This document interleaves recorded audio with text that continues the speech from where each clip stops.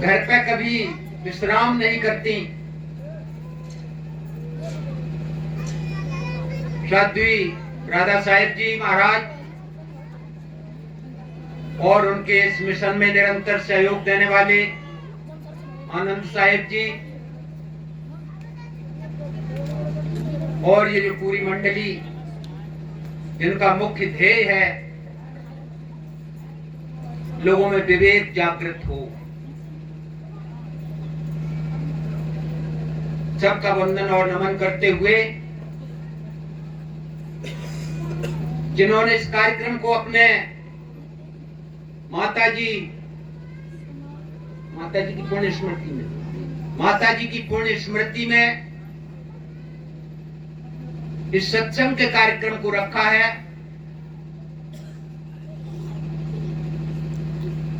मैं उन्हें भी अपने तहे दिल से बहुत आशीर्वाद देता हूं। और इसलिए नरदेव कवि को उन्होंने कहा है, संसार सुधार सकेंगे वही पहले अपना जो सुधार करें।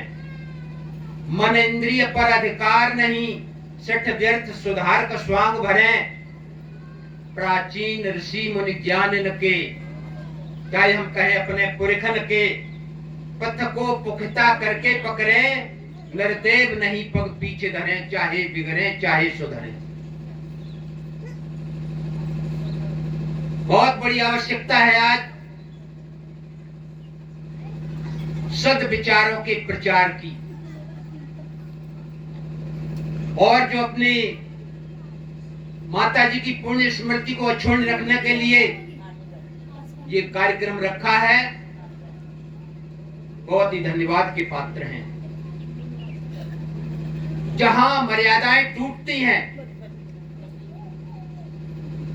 घरों में मर्यादाएं तब टूटती हैं जब पुराने बुजुर्गों की स्मृतियां नहीं रहती हैं। बुजुर्ग चाहे बिना पढ़े लिखे हों, लेकिन बहुत कुछ सीखने को मिलता है उनसे। कुछ लोग ये कहते हैं कि आज पढ़ लिख के जब आते हैं बच्चे तो कहते हैं कि बुजुर्गों की कोई जरूरत नहीं, लेकिन पारिवारिक मर्यादाएं बुजुर्गों की जो बनाए रखते हैं अपने घरों में, उद्धार हो जाता है उनके बेटे बेटियों का भी। हमारे यहाँ तो व्यवस्था दी गई, कहा गया बाढ़ पूत पिता के धर्मा, खेती बाढ़ है निज के कर्मा। क्या होता है पिता का धर्म? माता पिता ने सारा जीवन लगा के पाल पोस के ने बड़ा किया,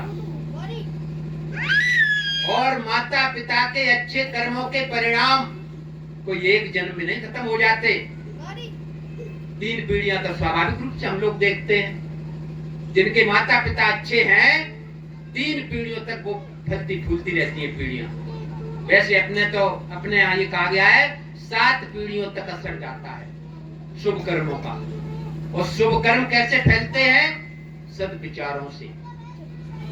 आज प्राय लोग ये कह देते हैं, तो लोग कहते तो हैं आके, लेकिन कोई असर नहीं होता। होता है असर।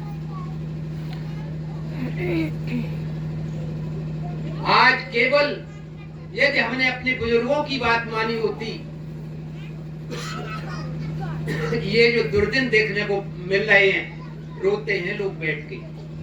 पैसा नाप सनाप है जिनके पास, कोई कमी नहीं धन और वैश्वर्य की, लेकिन रोते हैं। क्यों रोते हैं? इसलिए रोते हैं संतान अच्छी नहीं आई। और संतान मिलती है पुण्य कर्मों के प्रभाव से। संतान कोई ऐसे ही नहीं मिल जाती। बुढ़ापे पे संतान सुख तक देती है जब व्यक्ति उत्तम कर्म करता है, अच्छे कर्म करता है। वो अच्छे कर्म करने के लिए जिनका मैं बहुत सम्मान करता हूं, और इसलिए सम्मान करता हूं, 18 वर्ष की उम्र में इन जनपदों में तो हमें कोई ऐसा नहीं दिखाई देता जिस बेटी ने अपने सब क्षणिक सुखों को छोड़ करके दीक्षा ले ली। हमने भी जब उस समय सुना तो मन में संदेह ये था कि इस उम्र में लोग फिसलते हैं। लेकिन धन्यवाद इसलिए देना चाहता हूं राधा साहेब को, साध्वी कबीर सपना बना के इन माताओं बहनों में, भाइयों में, बेटों में जन चेतना जगाई, घर बसा लेती अपना, 2-4 बच्चे होते, अपने पति को प्रसन्न रखने के लिए सारा जीवन गुजार देती। कितना बड़ा परिवार ये बनाया, कितनी बहन बेटियों के जीवन सुधारे। कम लोग ऐसे मिलते हैं, इसलिए बहुत आवश्यकता है। आज आप किसी बेटी से कहिए जो कौमें उन्नति कर रही हैं, तुम्हारे यहाँ पे ये स्थिति है, माँ के सामने कोई बैठने के लिए पढ़ी लिखी बेटी तैयार नहीं होगी, क्यों? संस्कार नहीं दिए हमने। और जिन घरों में बेटियों को संस्कार देने की परंपरा है, उन्नति करते हैं लोग। हमारे यहाँ एक व्यवस्था लोगों ने दे दी बीच के कालखंड में कि स्त्री शूद्रो न दीयताम, शूद्र को वेद प्रवचन सुनने का अधिकार नहीं, गायत्री मंत्र पढ़ने का अधिकार नहीं। और इन बेटियों के कान में यदि कहीं मंत्र पड़ जाए तो पिघला हुआ शीशा डालते। दुर्व्यवस्था का कारण ये रहा, बेटियां अनपढ़ रह गई। बेटियों ने आध्यात्मिक क्षेत्र में तो जाना उचित ही नहीं समझा। आज बहुत बड़ी आवश्यकता है इस रास्ते पर, जिस पर ये बेटी साध्वी राधा साहेब ने अपना पदार्पण किया है, हम अपने बेटे बेटियों को इन सत्संग में लाने का प्रयास किया करें। लोग कहते हैं प्रवचन से कोई बदलता नहीं, जीवन बदल जाते हैं लोगों के।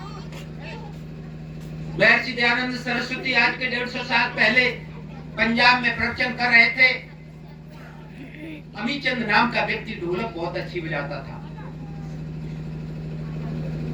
ढोलक बजाने के लिए उसे बुलाया, उसने भजन भी गाया, बड़ी सुरीली भाषा में भजन गाया। लोगों ने कहा, स्वामी जी, जिस व्यक्ति को आपने मंच पर बिठाया है वेश्यागामी है, शराब पीता है, अपनी पत्नी को इसने छोड़ रखा है, और ऐसे व्यक्ति को जब आप मंच पर बिठाएंगे तो स्थिति क्या होगी? महर्षि दयानंद सरस्वती चुप रह गए, बोले नहीं कुछ। दूसरे दिन पुनः फिर कार्यक्रम हुआ, उसी व्यक्ति को बुलाया और कहा, अमीचंद एक भजन सुनाओ, ढोलक गाओ। ढोलक बजा के भजन सुनाया। ऋषि दयानंद ने केवल एक बात कही, अमीचंद हीरे हो हीरे, लेकिन कीचड़ में पड़े हो। वाणी जिसमें ब्रह्म रहता है, ब्रह्म का निवास है, अक्षर जिसे कहते हैं, जिसका क्षरण कभी ना हो उसे कहते हैं अक्षर। और जिसने अक्षर के महत्व को समझ लिया, समझ ले जीवन बदल गया। अक्षर का इतना महत्व है, एक व्यक्ति जिसकी बात मजबूत है, फोन से होकर कह देता है दे दो 2 लाख रुपए, वो व्यक्ति दे देता है। और एक व्यक्ति गिड़गिड़ाता है, पैरों से पड़ता है, लेकिन 10 रुपए का विश्वास नहीं करता है। अक्षर की महत्ता को जिसने समझा, तो ऋषि दयानंद ने जब उससे कहा कि अमीचंद हीरे हो हीरे, लेकिन कीचड़ में पड़े हो, जीवन बदल गया। भक्त अमीचंद ने सारा जीवन लगा दिया आर्य समाज के प्रचार और प्रसार में। सारे जीवन भर भजन लिखे। आज भी हम लोग अमीचंद की भजन गाते हैं। एक नहीं तमाम हमारा इतिहास भरा पड़ा है, शब्दों ने लोगों के जीवन बदले हैं। लेकिन दुर्भाग्य यह है, आज जहां देखो वहां भीड़ दिखाई देगी आपको, लेकिन जहां जीवन बदलने का प्रश्न आता है, हम अकेले आके बैठ जाते, बेटियों को नहीं लाते।